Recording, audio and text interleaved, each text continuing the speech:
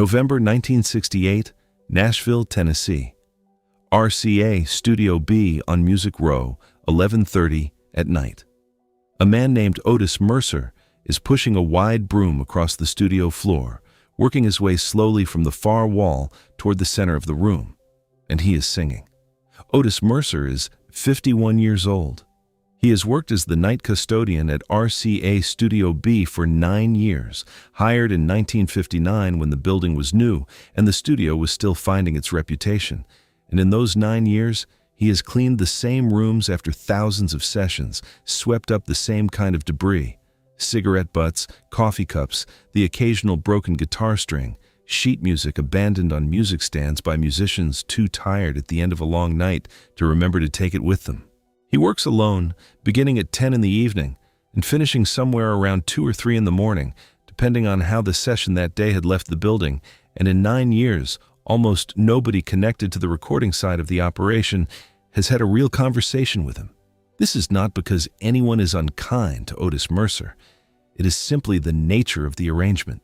The musicians and producers and engineers who work at RCA Studio B during the day and evening are gone by the time Otis arrives, and Otis is gone by the time they return the next morning. He exists professionally in the gap between two worlds that overlap on the same square footage, but almost never on the same clock. What almost nobody knew. What Otis Mercer had never told anyone at the studio, not out of secrecy, but simply because the opportunity to mention it had never arisen in 9 years of arriving after everyone left, was that Otis Mercer could sing. He had grown up in a small town outside Nashville called Bellevue, the youngest of 7 children in a family that did not have much money, but that had, in the specific way some families do, an enormous amount of music. His mother sang in the church choir. His father played a battered guitar on the porch most evenings. Otis had sung in that church choir from the time he was 6 years old until he left home at 18. And he had a voice that the choir director, a woman named Sister Odell Bryant, had told him more than once was wasted on a town the size of Bellevue. Otis had not pursued music professionally. There were reasons: his father's health declining in his 20s, a need to find steady work, a marriage, and 2 children that required the kind of dependable income that a custodian's job at RCA provided, and that a singing career with its considerably more uncertain prospects did not. He had made his peace with this a long time ago. He did not consider himself bitter about it. He simply considered it a fact about how his life had gone, the way a person considers the weather a fact rather than a grievance. But he still sang. He sang at home sometimes when his wife Dorothy asked him to. He sang in his own church choir on Sundays, where he had become, over the years, something close to what Sister Odell Bryant had been to him as a boy. The steady, reliable voice that other singers oriented themselves around. And he sang, most nights, while he pushed his broom across the floor of RCA Studio B at 11:30 at night, in an empty room that still held, in its walls and its specific acoustics, the residue of every session that had happened there during the day. He sang Elvis Presley songs more than anything else. This was partly because Otis had a genuine affection for the music. He had followed Elvis's career since the Sun Records days, had bought the early singles, had felt, in the particular way that people from a certain place and a certain generation in the South sometimes felt about Elvis, a sense of connection to someone who had come from circumstances not unlike his own, and had found a way out that very few people ever found. But it was also because RCA Studio B was, specifically, the room where many of Elvis Presley's most significant recordings had been made, across more than a decade. And Otis Mercer, sweeping that floor at night, was aware, in a way that gave the singing a particular charge that it might not have had elsewhere, that the room itself had heard that voice many times, and that singing those songs in that specific room felt, to Otis, like a kind of conversation with something that had happened there before he arrived each night and would happen there again after he left. He had been doing this for years. Nobody had ever heard him. Where are you watching from? Drop your state in the comments. I want to see how far this story reaches. On the night in question, in November of 1968, Elvis Presley had been at RCA Studio B earlier that day for a recording session that had run long, the way sessions sometimes did when a song was not coming together the way everyone wanted it to. The session had officially ended around 9 in the evening, the musicians and engineers packing up and leaving, the producer locking the control room. Elvis himself had left with the others, by every account, around 9:15. But Elvis Presley had come back. He came back, according to the people who knew about it, for a reason that was specific to that particular November and that particular year. 1968 had been, for Elvis, a year of considerable internal reckoning, the year of the television special that would air the following month, and that represented for him an attempt to return to something he felt he had lost across years of formula film soundtracks and a touring schedule that had been replaced almost entirely by movie work. The session that day had been part of the preparation for that return, and it had not gone the way he wanted, and Elvis Presley, at 33 years old, dealing with the specific frustration of a song that was not yet what he needed it to be, had found himself unable to simply go home and let it sit until morning.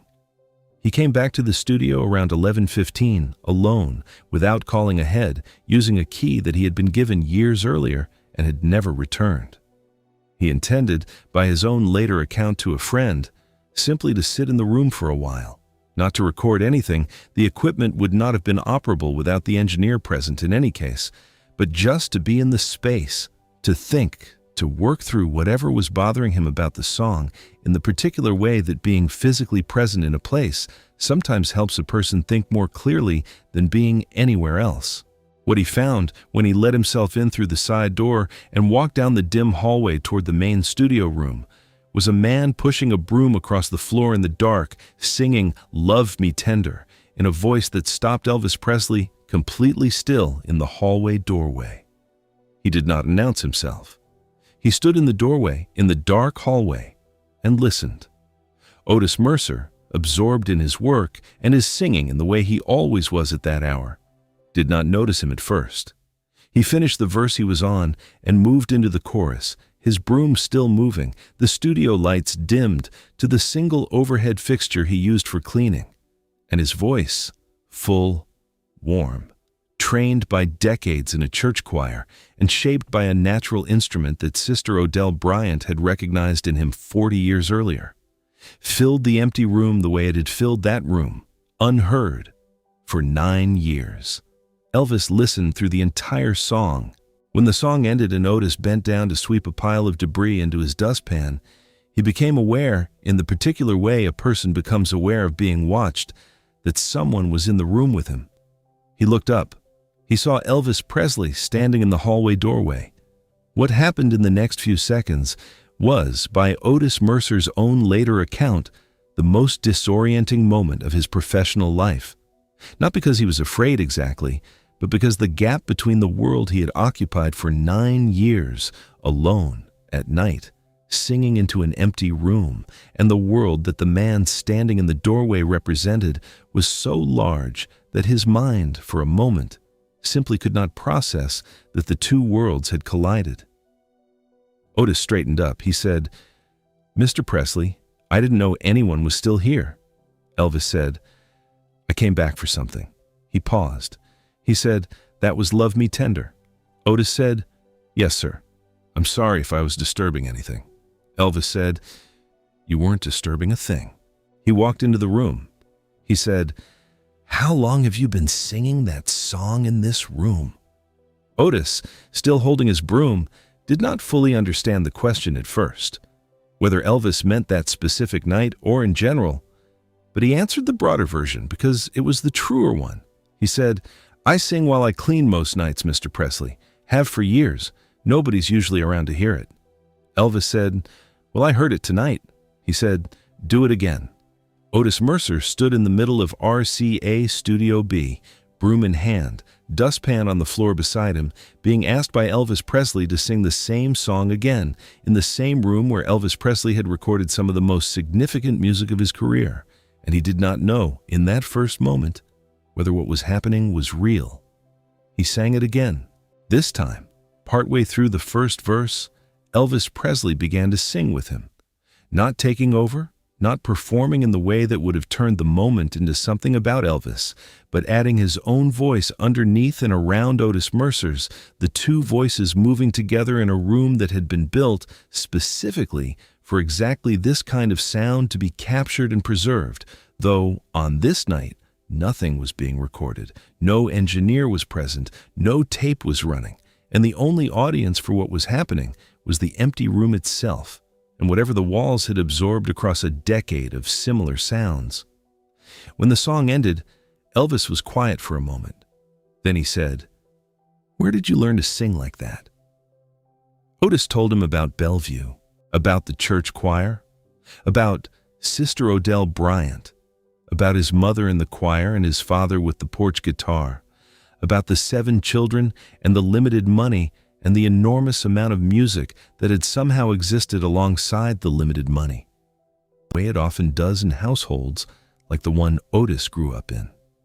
Elvis listened to all of it the way he listened to most things that genuinely interested him, fully, without checking the time, without the social impatience that fame sometimes produces in people who have grown accustomed to having their attention courted rather than having to give it freely. He asked Otis why he had never pursued singing as something more than a hobby. Otis explained the father's health, the need for steady income, the marriage and the children, and the specific arithmetic of a family that needed a reliable paycheck more than it needed a chance at something uncertain. He explained it without bitterness, the way he explained most things about his life, as fact rather than grievance. Elvis was quiet for a long moment after Otis finished. He said, "You've got 9 years of singing in this room that nobody but you ever heard." Otis said, "I suppose that's true." Elvis said, "That doesn't seem right to me." What followed over the next several weeks was something that Otis Mercer did not fully understand the scope of until well after it had happened. Elvis did not offer him a recording contract. Both men understood, without it needing to be said directly, that Otis Mercer was 51 years old, married, with 2 grown children, and a life built around a different shape than the one a singing career would have required, and that the question was never really about turning Otis into a recording artist. What Elvis did instead was smaller and, in its way, more carefully matched to who Otis Mercer actually was and what he actually wanted. He arranged, through a contact at his own record label, for a single recording session to be booked. Not for an album, not for commercial release, just a few hours of studio time with a competent engineer and a simple arrangement, during which Otis Mercer could record himself singing the songs from his church choir, the hymns he had been singing since he was 6 years old in Bellevue, in a professional studio with professional equipment, the way the choir itself would never have access to. He also asked, separately, whether Otis's choir back home might want a piano. The Bellevue church, it turned out, had been making do for years with an upright piano that was missing 2 keys and that the church could not afford to repair properly. A new piano was delivered to the church in Bellevue in February of 1969, with no name attached to the gift beyond what the delivery paperwork required, though the choir members understood well enough, without anyone confirming it directly, where the gift had likely originated.